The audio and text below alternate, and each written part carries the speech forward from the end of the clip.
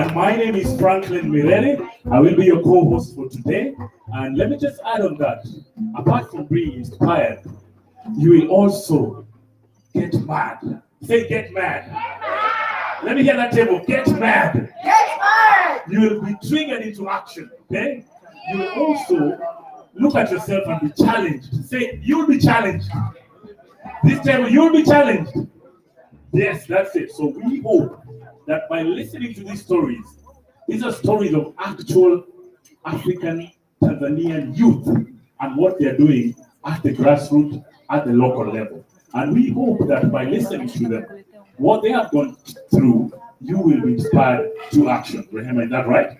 Indeed. Yep, so this is the Pamoja Talks. This is the second time that it is happening, and we hope that it will continue to be a platform to share inspirational stories. Rehema, what's the Pamoja Talks about? Guys, I need everyone first to calm down, yeah? And pay attention. Okay, so Pamoja Talk is a platform that inspires, connects, and enables. So we bring to you inspirational African stories, and through the narratives that you listen to, then you definitely connect to the reality. And this stage over here enables us. It enables me and you to be able to speak up, to raise our voice on issues that we are passionate about, on the challenges and lessons that we've learned to our way to become great, but also we are going to speak up and talk about the success that we've had and those that we'll have, so that Africa can celebrate us. Yeah. So, tell us more about Pamoja Talks. Help me welcome the brains behind Pamoja Talks, the one who inspired and thought about it, the executive director of Tanzania Bora Initiative, Madam Mrs. Before she comes, I want you first to relax first, yeah? So before she comes, yeah, I need to give you a little bit of a background about Pamoja Talks. So Pamoja Talk was back in 2020, whereby we had 5 remarkable, bold, emerging young leaders who graced this stage that we are standing right here. And they talked about different issues. And one of the speakers is Paul. Paul talked about the power of arts and fashion for development. And the second speaker was Natasha. So Natasha spoke to us about the importance of mental health and our well-being, mind, body, and spirit. And the third speaker was Solomon. So Solomon talked to us about investigative journalism, the need as to why we need to embark into investigative journalism so that we can be able to push the agendas and issues that are happening in our communities. And the fourth one was Given Edward, an eloquent young person who spoke to us about how technology can accelerate education's impact. Given is doing phenomenal work in Tanzania and of course East Africa, and he inspired the people who were there. And finally we had Lilian Sekelela Madeje, who is a powerful young lady also, who is doing phenomenal work, developing and mentoring the nation's human capital. She is the founder of Nigeria, and others are doing phenomenal work. So sorry for that, I jumped the gun. And with this, help me welcome the brains behind Pamoja Talks, the executive director.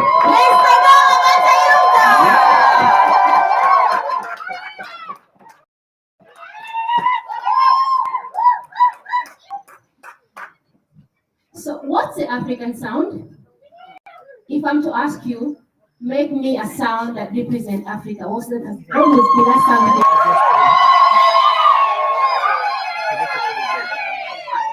Any volunteer who wants to come and do it in the mic?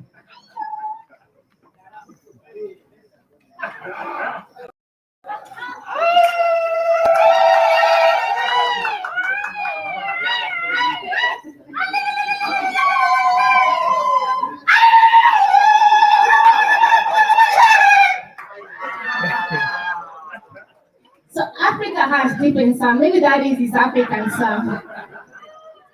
I come from a tribe that is called Haya. And for us, when we are happy and we want to honor the moment, we make a sound. I'll try to see if I have Hayas in the house. And this is what we do. We do.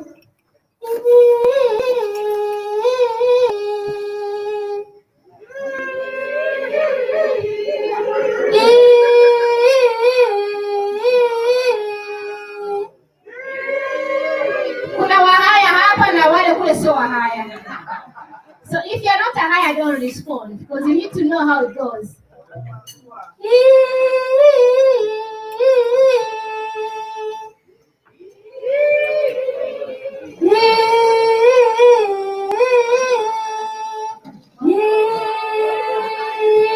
That is a higher sound, but each and every one of you in your tribal, in your cultures, you have your own sound, right? But a common African sound is.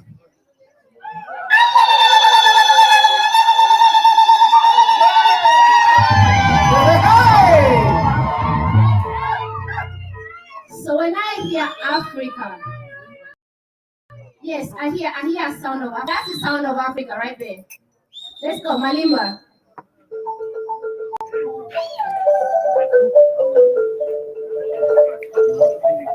And then the best sound in Africa is the African drum, right?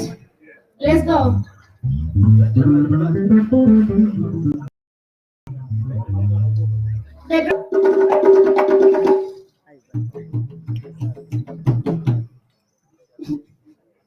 Feel like that's enough. Listen, what birth Pamoja talk? I sat down one day and I asked, and in the same conversation we had today when you're coming from the national park, right? It's beautiful, isn't it? It's amazing for those of us who went to the national park. And then let me ask something else. What is in Tanzania? Like, if we say Tanzania is rich, what do we mean? What is in Tanzania? Kilimanjaro. What else? National Park, Serengeti, and what else? Tanzanite, minerals. What else? Swahili. What else? People. What else? Maduni. What else? Ocean, waters. What else? Peace. So here's my question, everyone. How is a continent so rich, so poor? I'm going to ask it again. How is a continent so rich, so poor? What is happening? What is making us poor? Can someone help me? What is making us poor? I don't know. Corruption. Mindset. Corruption and mindset. Anything else? Selfishness. Lack of exposure. Laziness. So is there a way, us as young people, we can heal it by starting a conversation? Do you believe by dialoguing we will be able to exchange ideas that matter? Do you believe that? And do you actually know Africa is one of the youngest continents? Do you know that? And do you know that Tanzania is one of the youngest countries also? Do you know that? So my question to you is, what are we doing with our youthfulness? And what are we doing with our richness as a country and as a continent? So this is the reason why Pamoja Talks was birthed. And the slogan, One Young Africa, is Ivan here? Yes. That One Young Africa is the brain behind Ivan. So Pamoja Talk was birthed. I asked my boss, Ivan, and Ivan said it's a brilliant idea. And we rolled last year, and it was amazing. In this stage, we cried. In this stage, we embraced each other. Even when the talk ended, we did not want to leave this stage or this space. So the same thing I'm asking you today. Even if you're tweeting, even if you're talking, just let your neighbor enjoy the thoughts and the ideas of One Young Africa. Because our tagline for this year is the voices of emerging leaders. Our leaders, Martin Kadinga, Doris Ngeta, Isapisa, and Clara, they have something to say. They have ideas that are worthy trying. So if you feel like you don't want to listen, I beg of you to quietly step outside, because tonight, as Rehema said, it's going to be fun, but it's going to be educated. This is serious business, because we are about to look for ways to heal Africa and uplift Tanzania. Are we ready? And next time, our dream, if you can see One Young Africa, it's in 5 countries. Our dream is to take it in all East African countries. But also our dream is to take it in all the regions in Tanzania. So we keep piloting it. We want to actually cause conversation all across the country or across the region, and if it's possible, or across Africa. That's what we are calling it. One young talk.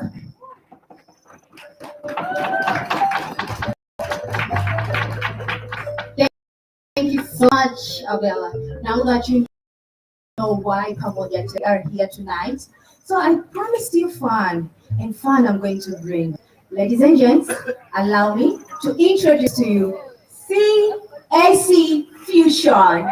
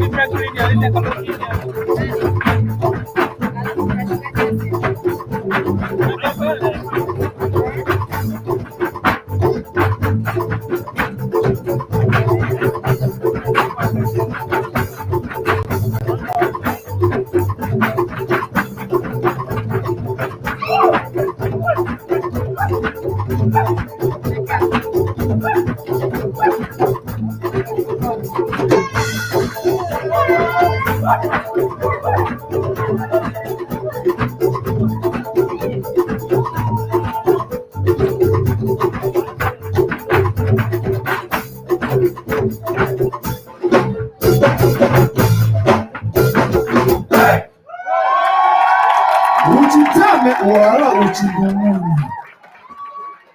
Thank you, Sansa. Wow, ladies and gentlemen. Let's give them another hand. Let's give them another hand. You have raised the temperatures to where we want to be. So, ladies and gentlemen, we are going into Pamoja Talks proper. Pamoja Talks what? Proper. Now, the ground rules are simple. There are only 3 rules. Rule number 1. If you want to speak to your neighbor, if you want to say hello to anyone on your phone, kindly, you are free to do so, but kindly just step outside a little bit. Are we together? We're going to give them full attention. We're going to listen to the speakers. The second ground rule, they will have 6 minutes to speak, okay? So during the 6 minutes, they will share with us the thoughts that they are prepared, and the thoughts are going to inspire us into action. So, and then the third one, if you want to cheer, okay, just hold it in until the end. Are we together? Just hold it in until the end. Are we together? Okay, now, help me welcome one of the most eloquent lawyers, economic diplomats that we will ever come to listen to, at least in this Vijana Leadership Academy. How many of you have heard cliches about politicians? The best or the worst cliche you have heard, or the story? Someone can shout to me one. About politicians? The darting, Another one? The liars, right? That's a popular one. Another one? Influenza?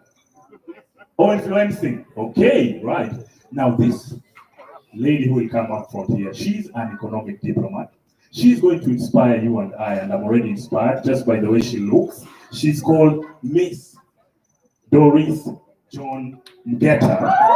She is an economic diplomat, an upcoming politician, and currently serves at Serve Tanzania Foundation, which has an agenda of increasing young men and women's participation in economic opportunities, not just in Tanzania, but across the region. Without further ado, ladies and gentlemen, let us please welcome Miss John Doris Ngeta.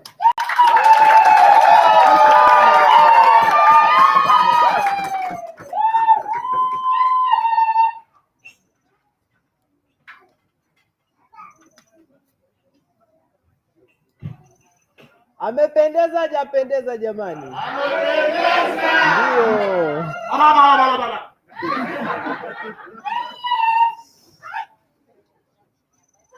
Knock knock. A politician. Well, has it ever occurred to you that we are all politicians? I know what you're thinking. Save it. I'm here to actually help you redefine who a politician is today in our minds. Before 2020, I was simply just a lady who pioneered for economical inclusion for young people and women. And I strive also for economical empowerment. And this pushed me further to join coalitions and movements that could help me push up this agenda. In 2020, when Tanzania held the general election, I was like, why not contest this time around? Because if I've done this work and I know the tricks and trades, why not be part of the game? So I went up, picked up my phone, and contested through my political party. Now, before I continue with my political journey, food for thought. Do you know politics is everywhere? It's in the chair that you're sitting, the clothes that you're wearing, the food you just ate. There is politics everywhere. To me, I assume politics and equate it with a car. As eloquent and beautiful as I am tonight, if I come out and get into a dirty car, you will all scrutinize me. Because you feel a clean self should be accompanied by a clean car. Now, politics is like a car. And you, a politician, are the driver and the owner of the car.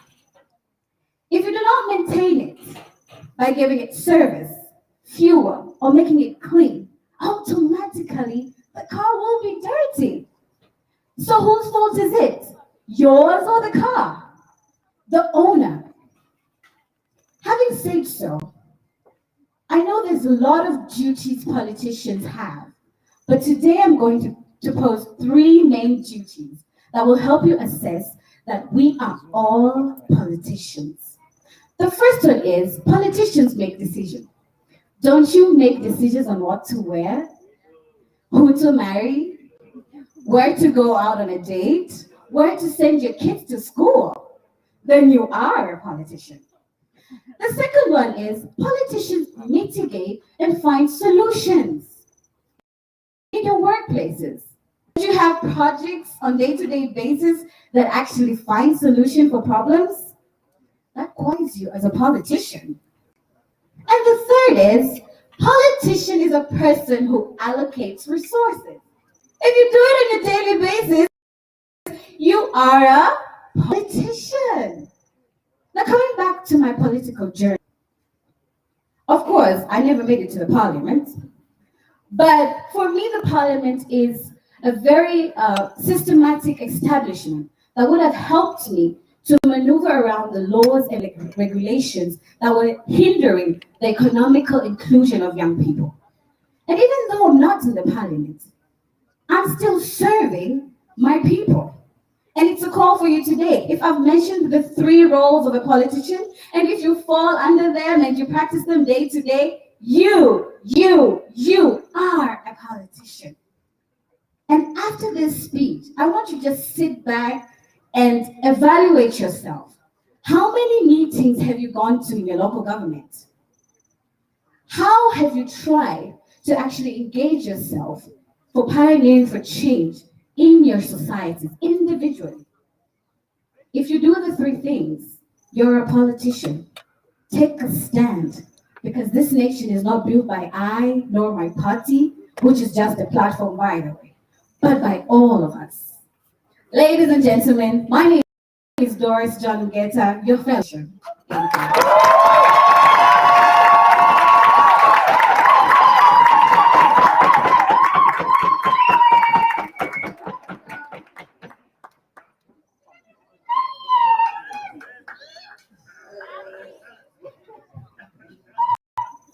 Not yet. You will get so inspired by our next speaker. So the way I connect with our next speaker is that I myself have been into media. Well, I'm not a professional journalist. Let's begin from there. But I've done a number of things in regards to media, and I understand the power of media. I know that media can cause revolution. I know that media can spark intensive and hard conversations. And I know that media can change policies, and definitely media influences our perception. Ladies and gents, our next speaker, his name is Isakwisa Viale.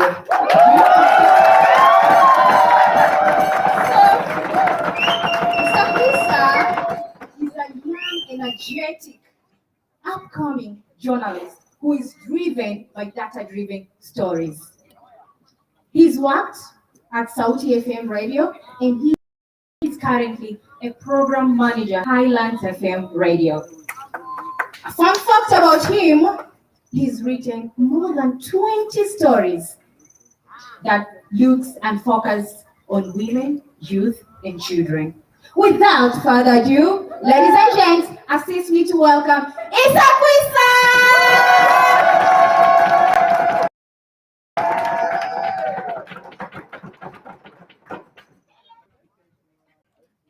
Habari kamili.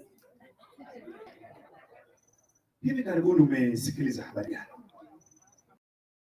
Umesoma kitabu gani hivi karibuni? Umetazama filamu gani? Au kuna picha gani ambayo umeiona ambayo imekufanya hautaki kuwa kama ulivyokuwa mwanzoni? Imekufanya ukatae kwa kitu fulani? Imekusababisha ushindwe kutoa msaada fulani katika jamii? Au ni kitu gani, ni kitabu gani kimekufanya ujisikie hasira ndani yako, au kimekufanya usijifurahie?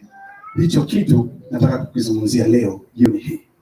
na chenyewe ni solution based journalism. Kwa Kiswahili, uandishi wa habari ya utatuzi. Hebu tufikiri pamoja.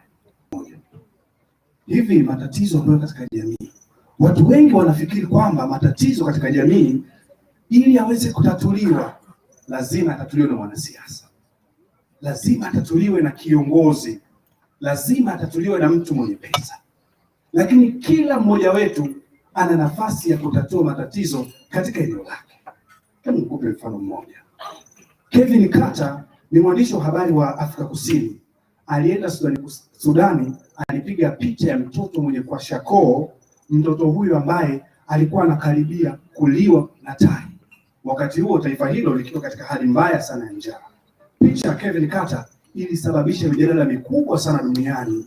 Watu wakatoa misaada na maelfu ya watu Sudani wakasaidika kwa sababu ya picha aliyopiga Kevin Carter. Umeiona nguvu ya kamera. Hakutumia pesa, hakutumia serikali, hakuwa na majeshi, lakini picha yake imeacha alama chanya nchini Sudani Kusini. Okay, turudi Afrika. Wengi wenu mmekuwa mkifuatilia movie ya Nalia ya Oliver Mtukudzi.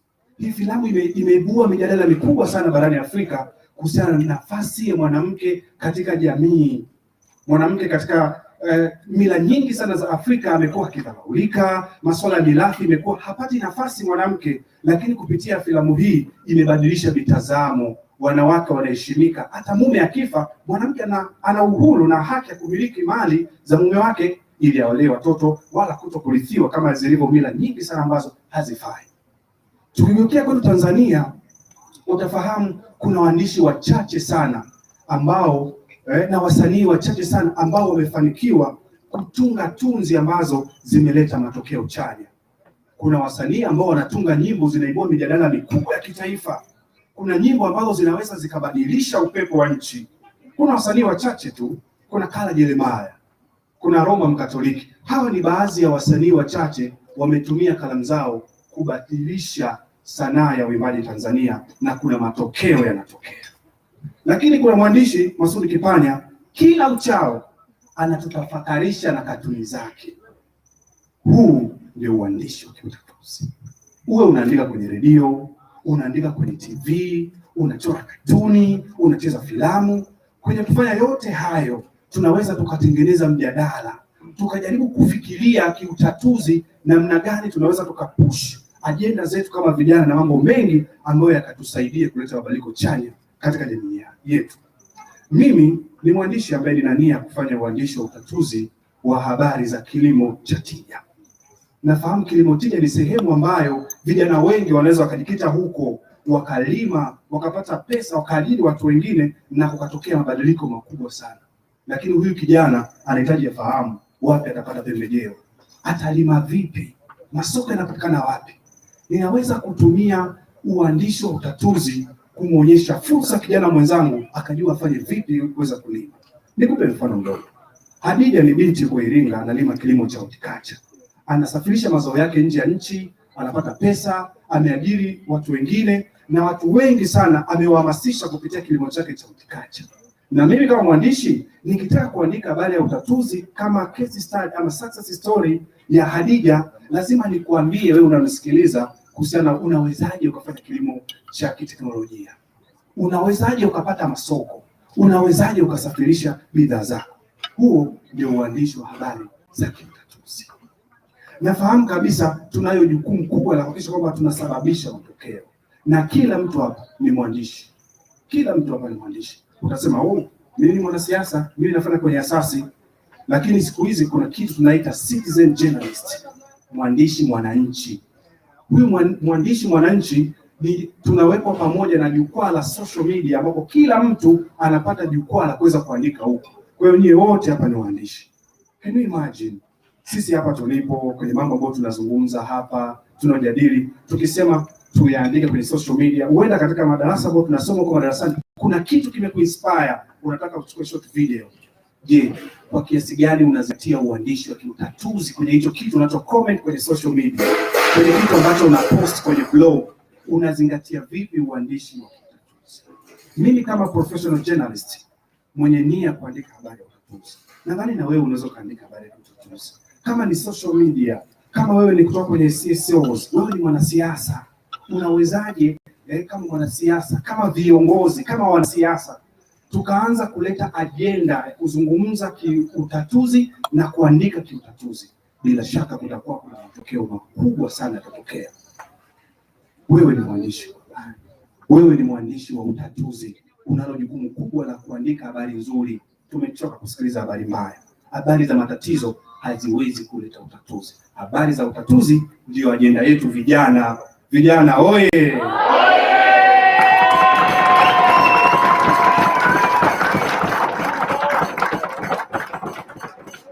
Issue-based journalism. Thank you, Sakwisa. Okay, I see you already charged up. As I told you in the beginning, that I'm going to bring fun, and fun is what I'm going to offer you. Ladies and gents, CAC Fusion, welcome on stage. Thank you.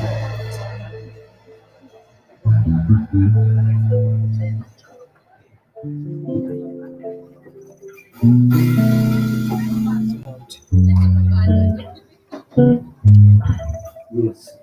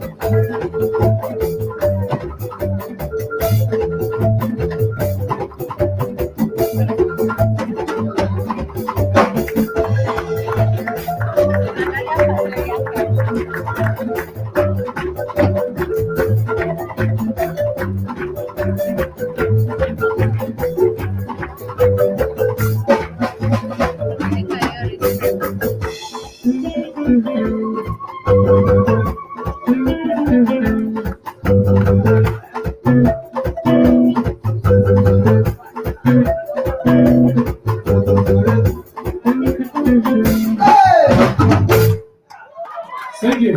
Give it up for the CAC band. Amazing, amazing. I'm told that, where is this dance from? From which country? From Zanzibar. From Zanzibar. How many of us are from Zanzibar here? Oh, wonderful, wonderful, wonderful. A taste of Medicine man. Amazing. Amazing. Amazing. Bububu. I have no idea where that is, but it's from Bububu. Yeah. Ladies and gentlemen, without further ado, our next speaker, Clara Chumbuzzi, has been working in the development sector for 6 years, specifically with young people, equipping them with the right skills, with the right knowledge, and most importantly, with the right attitude. That is our next speaker. She strongly believes that the only way for sustainable development in Tanzania and in Africa is investing in our young people.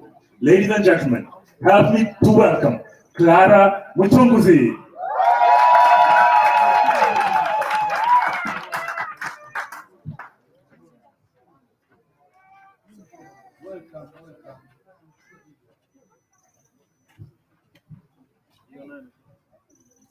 Now, I see everyone is surprised. Why is this young person walking like this? Looking at him, he looks a person with good health, energetic and strong.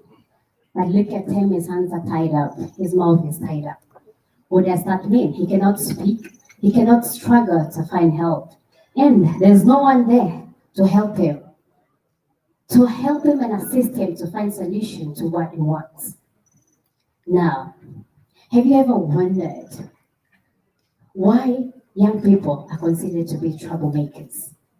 Why everyone else is trying to tie our hands up, to tie our mouth so that we may not voice out, so that we may not take action to the things that concern us as young people. This is an example of many young people that we live with, in the communities that we stay, in the organization that we work with. I think you can agree with me, right? Yes. And now, I think that we should all think, what can we do to help this young person?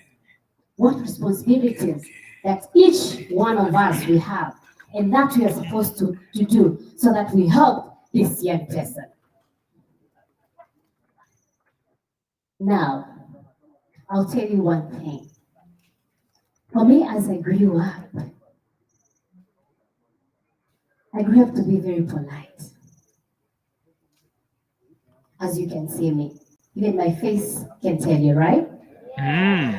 Yes, it's true.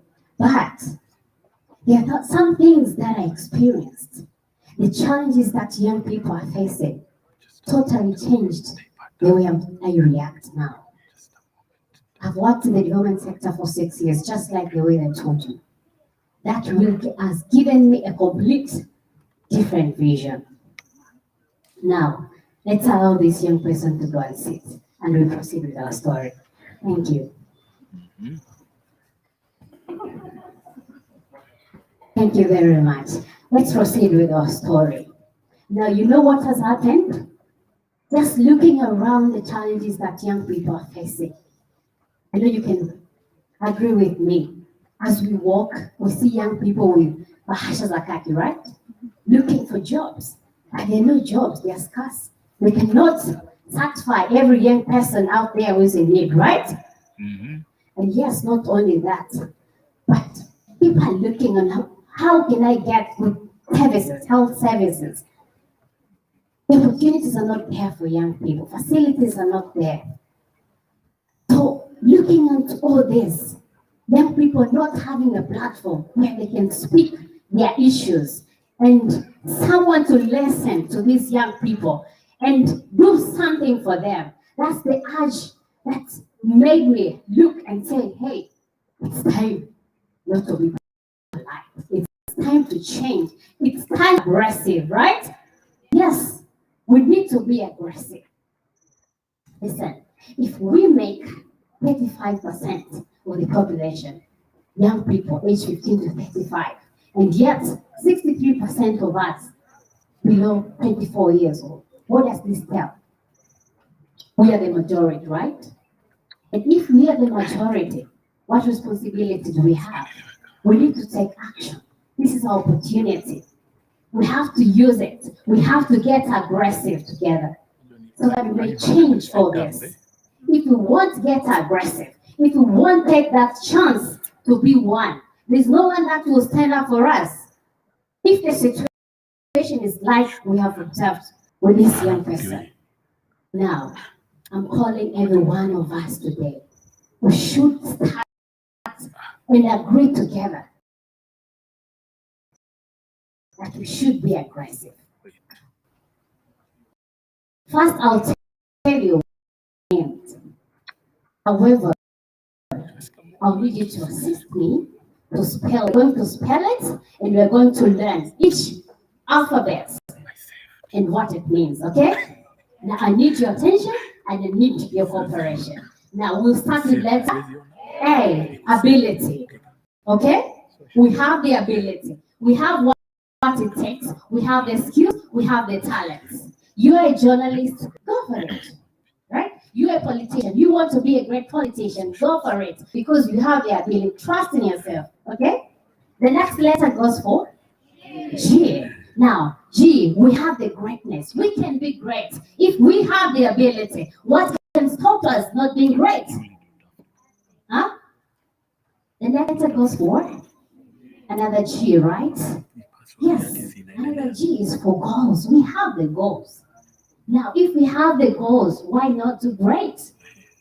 Next letter goes for R. Yes, we need to get ready. We need to get ready no matter what. No matter the obstacles, no matter the challenges that may come across. But we need to get ready, okay? And the next letter goes for E. E, energetic.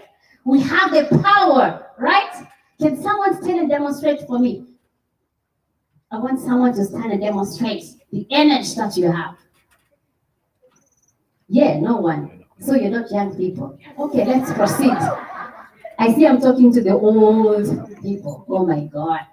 But we are not the right platform for you, huh? Okay, the next letter goes for S. Yes, we are special. I told you how many percent we make. If we make